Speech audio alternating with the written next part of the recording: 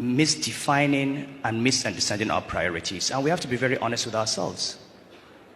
I'm an economist, and I always talk economics, and we look at the numbers, and we look at poverty.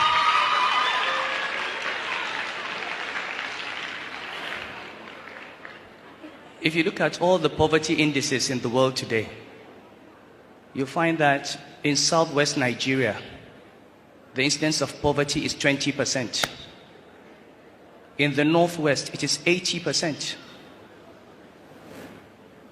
The northeast, it's 80%. Why is it that the poorest parts of this country are the Muslim parts? Why is it that in a state that started Sharia in 1999, and we just heard the opening verses today, Iqra bismi rabbika alladhi khalaq. This is the very first verse revealed in the Quran. How come that the state that started Sharia is not the one that is the most educated state? In fact, how come that in that state in 2017, only 24 children got 5 credits in secondary school?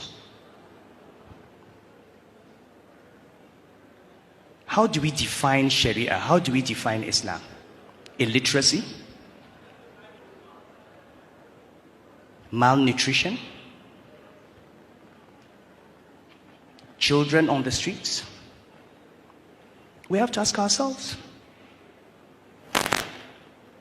And we can't ask those questions until we begin to understand through usul that you have to live in this world well in order to serve Allah for the hereafter. For Islam to prosper, we need educated Muslims. We need Muslims that are not begging. We need Muslims who are standing on their feet. Believe me, if poverty continues in the north, Islam will disappear from the north. The Prophet said, Allahumma inni a'udhu bika min al-kufri wal-faqri. Allah, I seek refuge with you from disbelief and poverty. And he said, Kad al-faqru an yakuna kufran. Poverty can lead to disbelief. These children that we see as al-majiris and we laugh at them and we treat them as victims, somebody will just come and pick them up, put them in a school, give them medical care, and convert them to another religion. And they will do that by the hundreds and the thousands.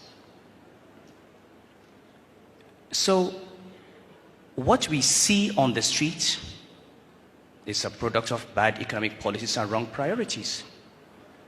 These children are not criminals, they are victims. What part of Islamic law, what verse in the Quran, what hadith of the Prophet allows a father to give birth to a child and leave the child to go and fend for himself?